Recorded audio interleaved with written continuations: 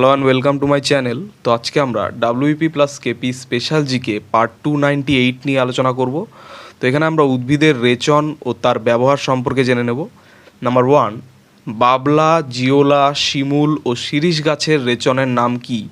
তো বাবলা, জিওলা, শিমুল ও শিরীষ গাছের রেচনের নাম হচ্ছে রজন। নেক্সট নাম্বার 2, বাবলা, জিওলা, শিমুল ও শিরীষ গাছের রজন কোথায় ব্যবহৃত হয়? তো বাবলা, জিওলা, শিমুল ও শিরীষ গাছের রজন বই বাঁধাই, কাষ্ঠশিল্প ও জুতা তৈরির আঠা হিসেবে ব্যবহৃত হয়। নেক্সট নাম্বার 3, গলা টারপেন্টাইন কিসে ব্যবহৃত হয়? তো গলা টারপেন্টাইন কাঠের রং ও পালিশে ব্যবহৃত হয়। নেক্সট নাম্বার 4, পাইন গাছের কাণ্ড থেকে কোন রেচন পাওয়া যায়? তো পাইন গাছের কাণ্ড থেকে পাওয়া যায় যে রেচন তা হচ্ছে রজন।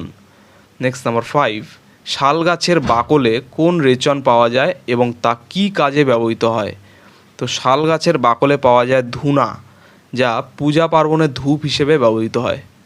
নেক্সট নাম্বার 6, হিং কোন গাছ থেকে পাওয়া যায় এবং কী কাজে ব্যবহৃত হয়? তো হিং গাছের ছাল থেকে পাওয়া যায় হিং, এবং এটা মিষ্টান্ন ও মশলা হিসেবে ব্যবহৃত হয়।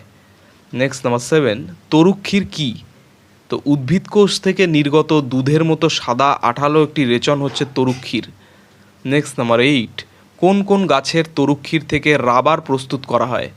তো রাবার গাছ ও পেঁপে গাছের তরুক্ষীর থেকে আমাদের তরুক্ষীর প্রস্তুত করা হয়। নেক্সট নাম্বার 9, পেঁপে গাছের তরুক্ষীর থেকে কোন উপাদান পাওয়া যায়? তো পেঁপে গাছের তরুক্ষীর থেকে পাওয়া যায় প্যাপাইন নামক উপাদান। নেক্সট নাম্বার 10, পেপাইন কী কাজে সাহায্য করে? তো পেপাইন সাহায্য করে প্রোটিন পরিপাকে।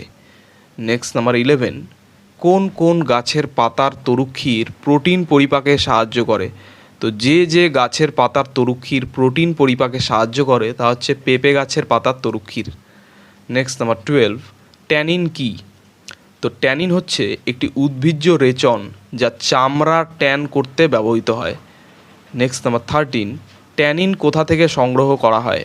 তো ট্যানিন চা গাছের পাতা ও হরিতকি থেকে সংগ্রহ করা হয়। নেক্সট নাম্বার 14, হিং কোথায় ব্যবহার করা হয়? তো হিং মিষ্টান্ন তৈরিতে ও মশলা হিসেবে ব্যবহার করা হয়। নেক্সট নাম্বার 15, কোন উদ্ভিদের রেচন পূজায় ধূপ হিসেবে ব্যবহৃত হয়? তো যে উদ্ভিদের রেচন পূজায় ধূপ হিসেবে ব্যবহৃত হয় তা হচ্ছে ধুনা, যেটা পাওয়া যায় শাল গাছের বাকল থেকে। নেক্সট নাম্বার 16, আকুন্দ, বট, করবী, কাঁঠাল ও ফণিমনসা গাছের রেচন কী ধরনের? তো আকুন্দ, বট, করবী, কাঁঠাল ও ফণিমনসা গাছের রেচন তরুক্ষীর ধরনের, যা বিভিন্ন ঔষধি ও প্রক্রিয়ায় ব্যবহৃত হয়। তো এই ছিল 16টি খুব গুরুত্বপূর্ণ প্রশ্নোত্তর নিয়ে আলোচনা WP plus KP special GK part 298 নিয়ে। তো চ্যানেলটি ভালো লাগলে অবশ্যই সাবস্ক্রাইব করবেন এবং পরবর্তী আপডেটগুলি পাওয়ার জন্য অবশ্যই নোটিফিকেশন বেলটি অন করে দেবেন। ধন্যবাদ।